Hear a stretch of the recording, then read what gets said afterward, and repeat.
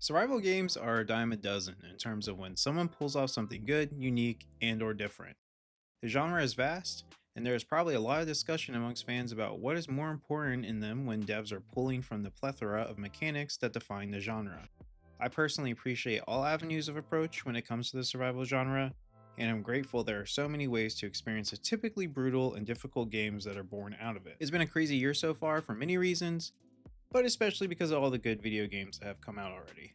That trend doesn't seem to be slowing down anytime soon, and it isn't even April yet.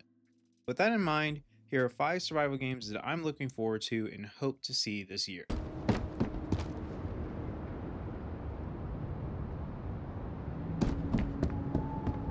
Ja sitten tavaraa pöydälle. The Steam description reads Road to Vostok is a hardcore single player survival game set in a post apocalyptic border zone between Finland and Russia. Survive, loot, plan, and prepare to cross the border in the Vostok, a permadeath zone where one mistake can end it all. This game has a demo out and I've spent some time playing it. So far, I'm really into this game. Imagine a Tarkov like in terms of gunplay and combat with NPC enemies. Guns aren't exactly as accurate to real life the way Tarkov focuses on, but they have the slow heaviness to them you'd expect from an Eastern European realistic survival game. You start off in your little base and choose when to enter the permadeath zone. In this zone, you loot and fight enemies all while trying to stay on top of your sanity, hydration, and hunger. There is a trader out in this zone where you can barter items such as guns, ammunition, food, clothes, etc., but you can also buy furniture schematics. In your low home base, you can change the furniture based on what is already there and the furniture that you buy.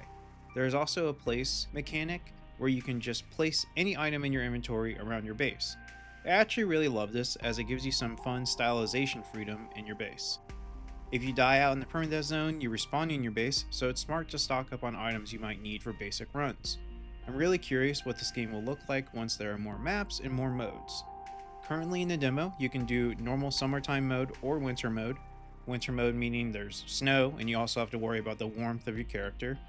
Once the game is out, you'll be able to play a mode with rotating seasons, which I'm really looking forward to. Road to Vostok goes into early access April 7th, which is like in a week from this video coming out, so look out for my thoughts on that soon after. Man the cannons! Broadside! Wind Rose is a pirate survival game that takes on a lot of influences. Think the ship combat and mechanics from Assassin's Creed Black Flag, mixed with the online survival mechanics of Valheim. It is your run-of-the-mill chop down trees, build your base, and use a crafting table game, but with a really fun pirate flair to it. The demo for this game is out. I actually released a run over of the demo video earlier this week if you want to check that out. The demo showed you a lot of what is to come, being the first biome and quest system. These sandbox survival games don't typically have a quest system, which I usually prefer, that make your own adventure type of approach. In Windrose, however, there are a bunch of small things that contribute to me thinking the quest system might really work here. The combat is one thing I experienced that I just felt okay about. It takes Souls-like inspiration, which I just don't typically lean towards personally. Outside of that, I had a blast playing the demo, and I'm really intrigued to see where this game goes with the NPC-occupied towns, boss fights, and other biomes. There's no release date for this one, but it says coming soon on Steam, and the demo has a good amount of content if you want to check it out for yourself.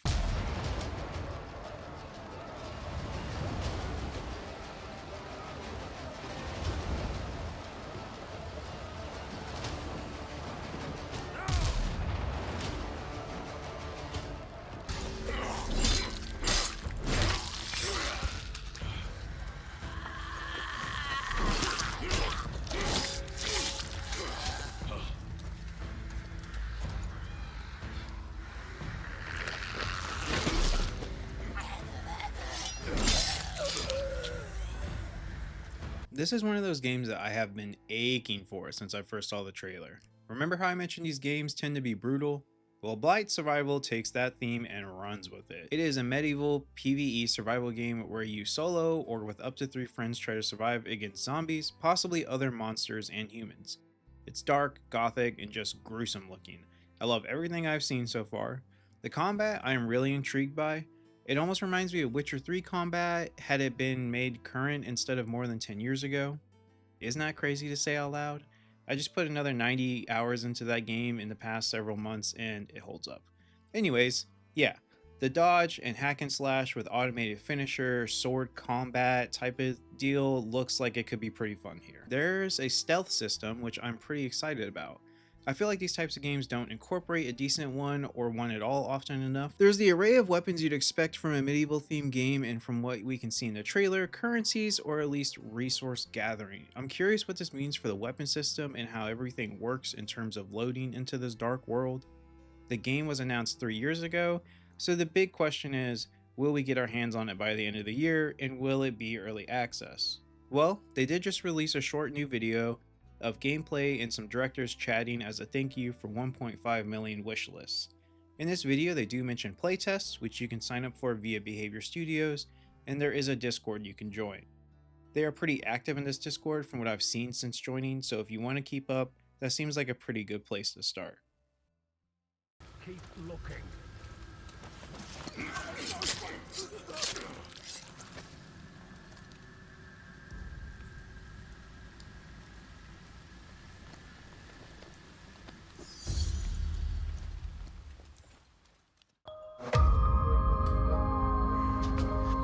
There's always a lot to do on a farm, and it's good to keep busy. It gets your mind off things, like the things you've lost. We Harvest Shadows is probably the black sheep on this list. It is a game that originally was being made by one person who is now contracting some additional help, and is a survival game with more of a focus on horror. You might want to say, Slowco, that's called a survival horror game. But it's not quite that Resident Evil approach you're thinking of. Think more of like a farming simulator that has a horror story. During the day, you are watering plants, selling produce, and feeding your chickens. At night, well, messed up shit happens. This is another game with a demo out, which I've played, and it shows a lot of promise. I did enjoy the farming aspect of it. I am no stranger to Stardew Valley, and the scary stuff was, well, pretty scary. Play as this guy that wants to become a recluse away from the rest of the world and just farm. But as you go to sleep at night, stuff starts to happen that makes you question your sanity and your choice to live alone in the woods where no one can hear you scream for help. The developer, David, has been pretty honest with his devlogs on Steam. He seems to be pretty dedicated and working hard to get this game out. His last update was in October, but in it, he talks about how he is working towards a feature lock as to not add too much to the game to where it is weakened by that. He also wraps up by saying he doesn't want to release any more trailers without a release date planned, so it might be a minute, but David, I hope you are well and taking care of yourself first. We can wait for a game and would prefer that it takes the time it needs and comes out with its developer in a healthy state.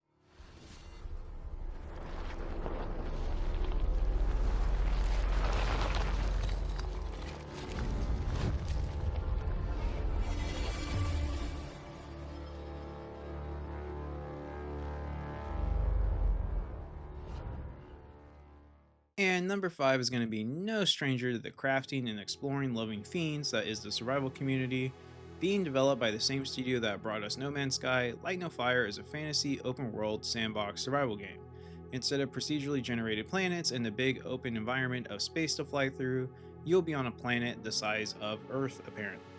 If anybody can pull off that insane vision, it is the studio Hello Games.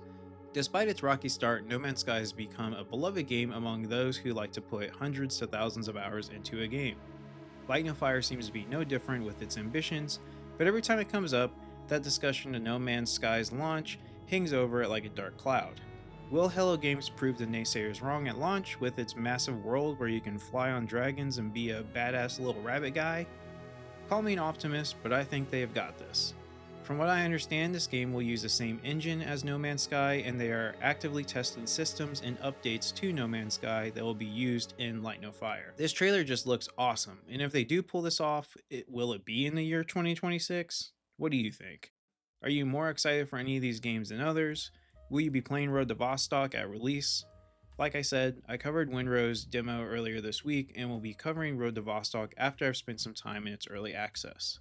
I'm Slowco. I do my best to upload once a weekend, and if you made it this far, consider liking and subscribing. See you in the next one. Peace.